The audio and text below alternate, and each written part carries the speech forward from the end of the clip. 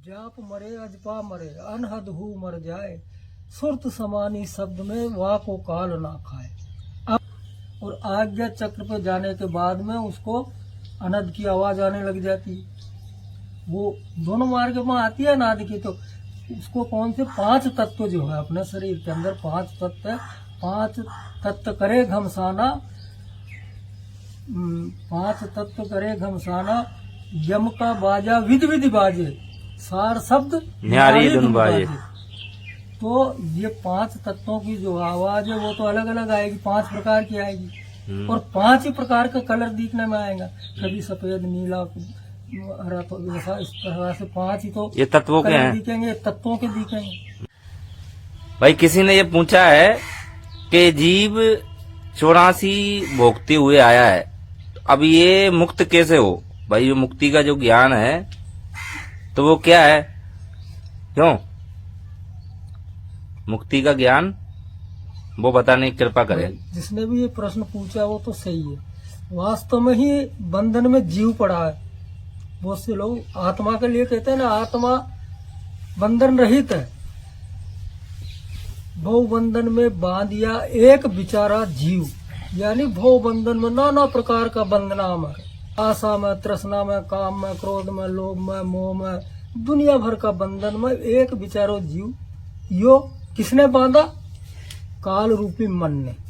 मन के संकल्प से, यानी इसका दोस्त मन जीव चेतन है, परमात्मा का अंश है, और मन अचेतन है, उसमें कोई पावर नहीं है। ये मन ने पावर लेके, जैसे बंदर को मदारी नचाता, अब मदारी पेट भरता उस बंदर की कला से,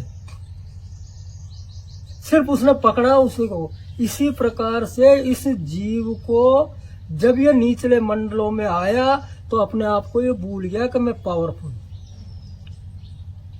जीव ये घटते घटते उस स्थिति में आ गया, ये जैसे अपन कहते हैं ना, बिल्कुल तुच्छ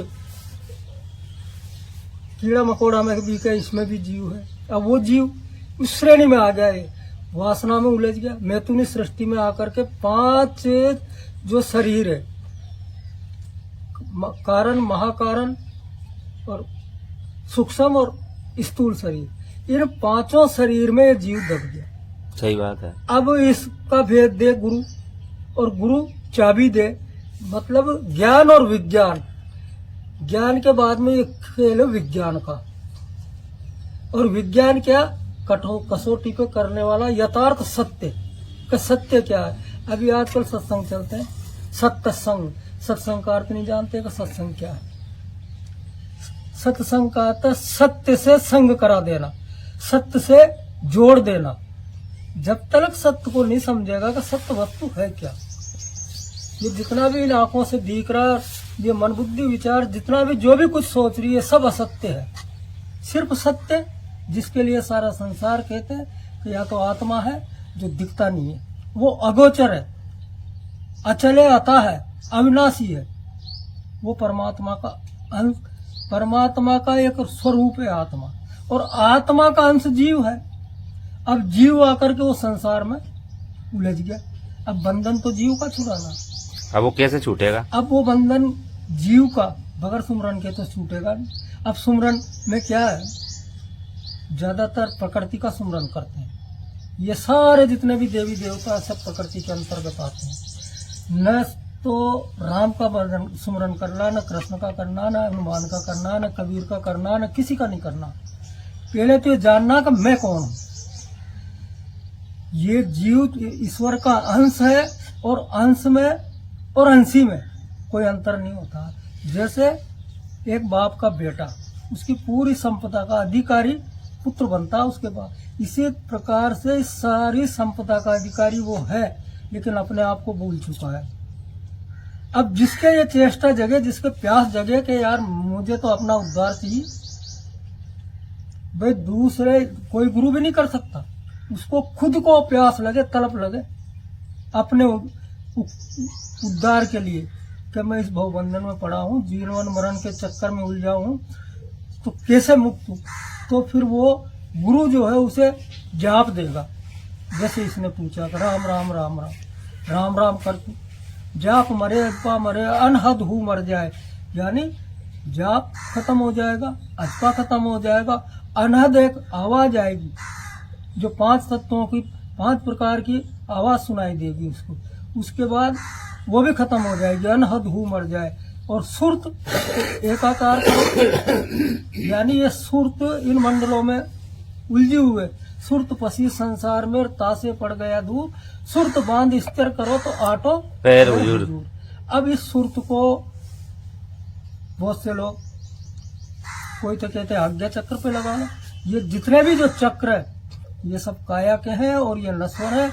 जिस रोज ये काया मिट जाएगी और चक्र भी खत्म हो जाएंगे तो फिर जीव का कहाँ ठिकाना रहे, फिर एक जीव कहाँ जाएगा भाई। जैसे किसी ने मकान खाली करवाया, किराए के मकान में रहते हैं, अभी ये किराए का मकान है, ये देह जो है ये शरीर किराए का, काल निरंजन सकल शरीरा तामे भ्रम भ्रम प्रदत कबीरा, यानी कबीरा कहिए जीव को, ये इसमें घूम रहा। और कबीर साहब आत्मा को, कबीर, कबीरा और कब- कबीर साहब 3 भेद है। कबीरा कहिए जीव को, कबीर साहब कहिए आत्मा को, कबीर कहिए आत्मा को, और कबीर साहब कहिए सत्यपुरुष परमात्मा। तो जो सत्यपुरुष तीनों है, स्टेज है। परमात्मा की स्टेज से ही, यानी उसके नाम है, उसे परमात्मा कह दो, सार शब्द कह दो, ईश्वर नहीं, ईश्वर अलग थी, ईश्वर काया इसके काल के नाम है। जो सत्यपुरुष है और कबीर साहब है वो एक ही है। वो एक ही, दो नहीं है उसका, और आत्मा भी एक ही, और उसी का अंश जीव है। और भाई अंश जो जीव है, जैसे एक सोने का टुकड़ा, 1 किलो सोना और 1 रत्ती सोना, क्या अंतर है उसमें? सिर्फ वो बिछड़ा है उसमें से, उसमें जाने के बाद वो 1 किलो सोना। एक बूंद जो यहाँ आई है और समुद्र में मिलने के बाद अथा समुद्र। इसी प्रकार से जो जीव है ये जिस रोज सुरत के द्वारा शब्द में विलीन हो जाएगा, शब्द जो अखंड शब्द, जिससे अखंड ब्रह्मांड